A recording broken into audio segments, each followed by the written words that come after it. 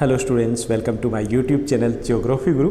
आज हम पढ़ने और समझने वाले हैं क्लास 10th एसएसटी सामाजिक विज्ञान सोशल साइंस की वर्कशीट नंबर 33 यानी कि 33 को। आज की वर्कशीट भी हमारी काफ़ी आसान रहने वाली है। आज की वर्कशीट में हम जारी रखने वाले हैं अपनी यूरोप में राष्ट्रवाद की कहानी। यूरोप में राष्ट्रवाद की कहानी का ये तीसरा भाग होगा।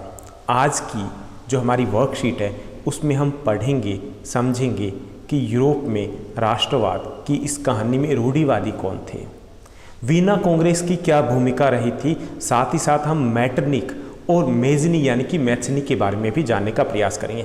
उसके बाद बेहद आसान से कुछ क्वेश्चन दिए गए, उनको हम सॉल्व करेंगे। चलिए शुरुआत करते हैं। जैसा कि आप अपनी स्क्रीन के ऊपर देख पा रहे हैं, ये हमारी वर्कशीट नंबर 33 है यानी 33 है। हमारा विषय सब्जेक्ट है एसएसटी सामाजिक विज्ञान, जिसमें हिस्ट्री का पहला चैप्टर चल रहा है यूरोप में राष्ट्रवाद का उदय। आज की दिनांक है 19 सितंबर 2020। यूरोप में राष्ट्रवाद। अभी तक हम समझ चुके हैं कि राष्ट्रवाद क्या है। थोड़ा सा हम दोबारा समझ लेते हैं। राष्ट्रवाद का अर्थ है देश से लगाव, देश से जुड़ाव, देश के प्रति प्रेम, एक होने का भाव या देश के प्रति लॉयल्टी, वफादारी, वो राष्ट्रवाद है। जैसे हमें अपने देश से प्यार है, हमें अपने देश से जुड़ाव है, हमें अपने देश से लगाव है, तो ये राष्ट्रवाद है। लेकिन पहले ऐसा नहीं था। इसकी शुरुआत फ्रांस से होती है, फ्रांसीसी क्रांति से होती है। उसके बाद पूरे यूरोप में ये राष्ट्रवाद की भावना है वो विकसित होती है, और ये सब कुछ हम पढ़ रहे हैं इस चैप्टर में। आज हम देखेंगे कि यूरोप में 1815 के बाद रूढ़िवाद है, उसकी क्या भूमिका रही। पिछली वर्कशीट में हमने उदारवाद समझा था। उदारवादी कौन थे? जो लोकतंत्र के समर्थक थे, जो राजतंत्र के खिलाफ थे, जो बदलाव चाहते थे, जो चाहते थे कि राष्ट्रों का गठन हो। रूढ़िवादी एक शब्द है, आमतौर पे हम कहानियों में भी इसको आपने पढ़ा होगा। रूढ़िवादी होते हैं लकीर के फकीर, यानी कि जो बदलने के लिए तैयार ना हो, जिनको पुरानी चीज़ों से ज़्यादा लगाव हो। तो ये जो रूढ़िवादी थे, 1815 में एक महत्वपूर्ण घटना घटित होती है, वो थी नेपोलियन की हार वाटरलू के युद्ध में। और उस हार के बाद यूरोप की सरकारों का झुकाव है वो दोबारा किस तरफ हो गया? रूढ़िवाद की तरफ हो गया। दोबारा वो राजतंत्र की तरफ चले गए। राजतंत्र, राजा होना चाहिए, उसकी प्रजा होनी चाहिए, उसी में खुश थे वो। और अपनी राजनीतिक विचारधारा के अनुरूप रूढ़िवादियों ने क्या किया? उन्होंने जो संस्थापित संस्था है, रीति रिवाज है या परंपराएं हैं, उनको मान्यता दे दी। यानी कि जो 2 कदम आगे यूरोप चला था उसको 2 कदम पीछे ले गए। तीव्र परिवर्तन के स्थान पर उन्होंने क्रमिक विकास पर जोर दिया कि अचानक से बदलाव ना हो। अगर बदलाव चाहते भी हैं तो धीमी गति से होना चाहिए, क्योंकि जो राजतंत्र, जो सामंती थे, वो अपने अधिकार नहीं छोड़ना चाहते थे। उन्हें पता था अगर लोकतंत्र आ गया तो उनका क्या होगा। तो इसलिए वो रूढ़िवादिता और ऐसे ही रीति रिवाजों को पकड़े हुए थे। इसी परिप्रेक्ष्य में 1815 में नेपोलियन की हार के बाद एक शिखर सम्मेलन होता है जिसे कांग्रेस कहा गया। ओके, कहाँ हुआ? वीना में हुआ। तो इसको हम वीना कांग्रेस कह सकते हैं।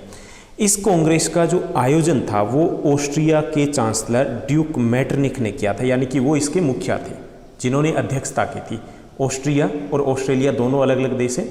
ऑस्ट्रिया है वो एक छोटा सा देश है जो यूरोप में है, जो उस वक्त बहुत पावरफुल हुआ करता था।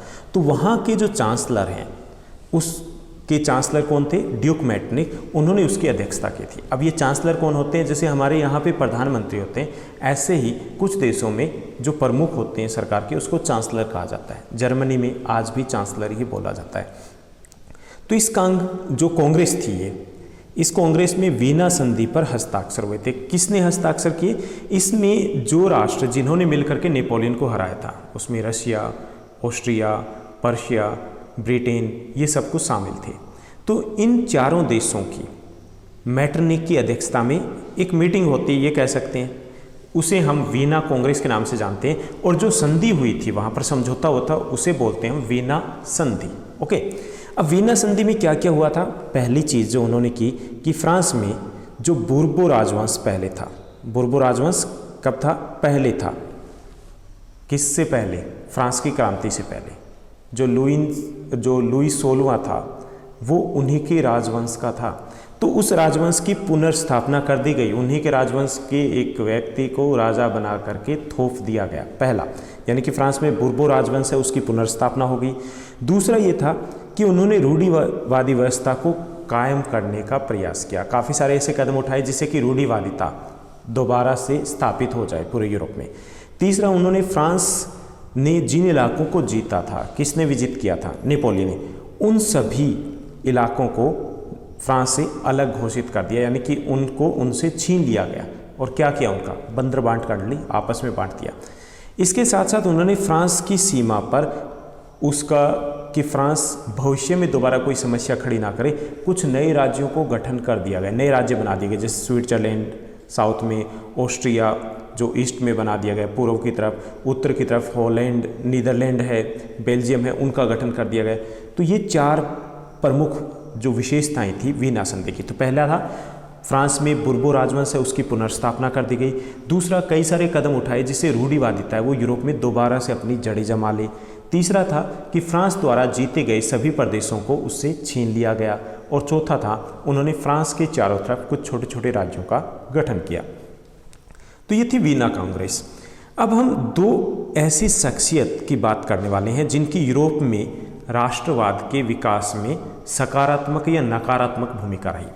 अब इनमें से जो ड्यूक मेटरनिक है, कौन थे? ऑस्ट्रिया के चांसलर। उनकी नकारात्मक भूमिका रही क्योंकि ये रूढ़िवादिता के समर्थक थे।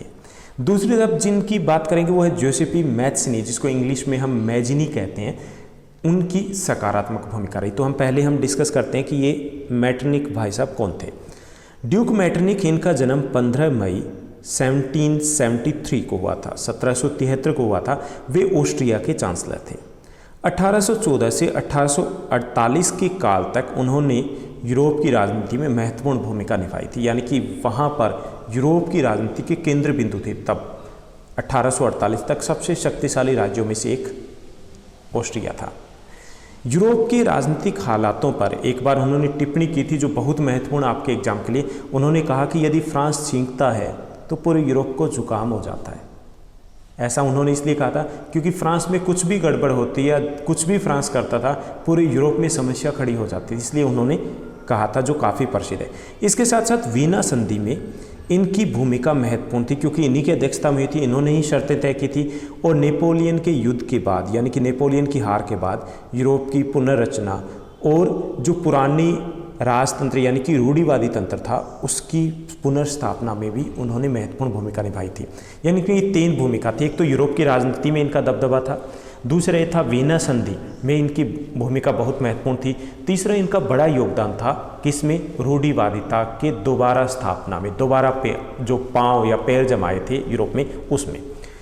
तो ये थे ड्यूक मेटरनिक जो थे ऑस्ट्रिया के चांसलर। अब हम बात करेंगे जोसेफी मैत्सनी की, जिसको हम मेजनी बोलते हैं। इनका जन्म 1807 में हुआ था। कहाँ हुआ था? जिनेवा में हुआ था। जिनेवा कहाँ है? स्विट्जरलैंड में। और कुछ समय पश्चात वह कार्बोनिक के गुप्त संगठन के सदस्य बन गए, क्योंकि उस वक्त जो राजतंत्र थे उसमें इस प्रकार के संगठन थे वो समाज विरोधी माने जाते थे। जो लोकतंत्र की बात करता था, जो क्रांति की बात करता था, जो राष्ट्रवाद की बात करता था, तो ये राष्ट्रवाद के समर्थक थे, ये समर्थक थे लोकतंत्र के। तो इन्होंने एक गुप्त संगठन को ज्वाइन कर लिया जिसका नाम था कार्बोनरी। ओके। और 24 साल की युवावस्था में वो लिगुरिया में क्रांति करने के लिए, लिगुरिया इलाका है वहाँ पर वो क्रांति करने का प्रयास करते हैं। तो 1831 में उनको देश निकाला दे दिया जाता है। ओके। कहाँ से? इटली से। और तत्पश्चात इन्होंने 2 और भूमिगत संगठन यानी कि गुप्त संगठन है, सीक्रेट सोसाइटीज है, उनका गठन किया। एक तो मार्सेई में यंग इटली था इनका संगठन, और दूसरा था बर्न में स्थापित किया स्विट्जरलैंड में यंग यूरोप। ओके। तो ये 2 संगठन बहुत इंपॉर्टेंट क्वेश्चन है। यंग यूरोप और यंग इटली है, इनकी स्थापना किसने की? मैजिनी ने की, क्योंकि वो राष्ट्रवाद की स्थापना करना चाहते थे, इटली का एकीकरण करना चाहते थे, लोकतंत्र की स्थापना करना चाहते थे और राजतंत्र को जड़ से उखाड़ फेंकना चाहते थे। मैजिनी द्वारा राजतंत्र का जोरदार विरोध और उनके जो लोकतांत्रिक सपने थे, उन्होंने रूढ़िवादी लोग काफ़ी डरे हुए थे कि ये राजतंत्र तो खत्म हो जाएगा ऐसे, अगर ऐसे ये पॉपुलर होते रहे। इसीलिए मैटरनिक ने उसे कहा ये हमारी सामाजिक व्यवस्थाओं का सबसे बड़ा दुश्मन है। तो ये थी आज की हमारी वर्कशीट जिसमें हमने समझा रूढ़िवादी कौन थे, उनकी विचारधारा क्या थी, हमने समझा वीना कांग्रेस में क्या क्या हुआ, कब हुई, हमने समझा मैटरनिक के बारे में और थोड़ा सा जाना मेजनिक के बारे में। अब हम प्रश्नोत्तर की बात करते हैं। कुछ आसान से क्वेश्चन दिए गए आज की हमारी वर्कशीट में, कुल 4 क्वेश्चन दिए गए। पहला जो हमारा आज का क्वेश्चन है वो है कि वीना संधि की प्रमुख विशेषताओं का वर्णन कीजिए। तो वीना संधि की प्रमुख विशेषताएं जो थी वो है, पहला कि फ्रांस में बूर्बो राजवंश की पुनर्स्थापना की गई, पहली विशेषता। दूसरा, फ्रांस की सीमा पर कई नए राज्य बना दिए गए। तीसरा, पराजित फ्रांस से नेपोलियन द्वारा जो जीते गए इलाके थे वो छीन लिए गए। तो ये 3 प्रमुख विशेषताएं थी वीना संधि की। उसके बाद दूसरा हमारा क्वेश्चन है कि मैटरनिक की भूमिका का वर्णन कीजिए। मैटरनिक ऑस्ट्रिया के चांसलर थे, उन्होंने यूरोप की राजनीति में महत्वपूर्ण भूमिका निभाई। वीना संधि में भी इनकी भूमिका थी वो काफ़ी ज़्यादा महत्वपूर्ण थी, क्योंकि सारी शर्तें इन्होंने तय की थी। और चौथा, मैटरनिक यूरोप में रूढ़िवाद की पुनर्स्थापना में उनका योगदान सबसे बड़ा था, यानी कि मैटरनिक का यूरोप में रूढ़िवाद की पुनर्स्थापना जो की गई थी उसमें सबसे बड़ा योगदान इन्हीं का था। तो ये थी मैटरनिक की भूमिका। हमारा तीसरा क्वेश्चन है, मैटरनिक ने जोसेपी मैत्सिनी को हमारी सामाजिक व्यवस्थाओं का सबसे खतरनाक दुश्मन क्यों माना? वह किस सामाजिक व्यवस्था की बात करें? तो मैत्सिनी राजतंत्र का विरोधी था और लोकतंत्र का समर्थक था। मैत्सिनी के विचारों से रूढ़िवादियों के मन में भय पैदा हो गया। इसी कारण रूढ़िवादी जो खुद मैटरनिक थे, रूढ़िवादी मैटरनिक ने मैत्सिनी को सामाजिक व्यवस्थाओं का सबसे खतरनाक दुश्मन माना। यहाँ पे एक और पार्ट भी रहता है, वह किस सामाजिक व्यवस्था की बात करें? तो यहाँ पर वह रूढ़िवादी सामाजिक व्यवस्था की बात करें। उसके बाद चौथा हमारा 4th और लास्ट क्वेश्चन है इस वर्कशीट का, नेपोलियन युग के उपरांत यूरोप में क्या क्या बदलाव हुए? नेपोलियन के बाद क्या क्या बदला फ्रांस में? पहला, यूरोप में रूढ़िवादिता की पुनर्स्थापना हो गई नेपोलियन के बाद। दूसरा, यूरोप में कई नए राज्य उनका गठन कर दिया गया। तीसरा, वीना कांग्रेस हुई जिसमें फ्रांस को कमज़ोर करने के लिए उसके विजित प्रदेशों को छीन लिया गया। यानी तीसरे पॉइंट में ये भी लिख सकते हैं कि नेपोलियन के बाद फ्रांस उतना शक्तिशाली नहीं रहा जितना पहले हुआ करता था। तो ये थी हमारी आज की आसान सी वर्कशीट। उम्मीद करता हूँ आपको सभी क्वेश्चंस अच्छे से समझ में आए होंगे, आपकी स्टडी बहुत अच्छे से चल रही होगी, आपकी तैयारी बहुत अच्छे से चल रही होगी। आपके कमेंट का मुझे वेट रहता है। साथ ही साथ इस चैनल को लाइक, शेयर और सब्सक्राइब ज़रूर कीजिएगा। Thank you, bye bye, have a nice day.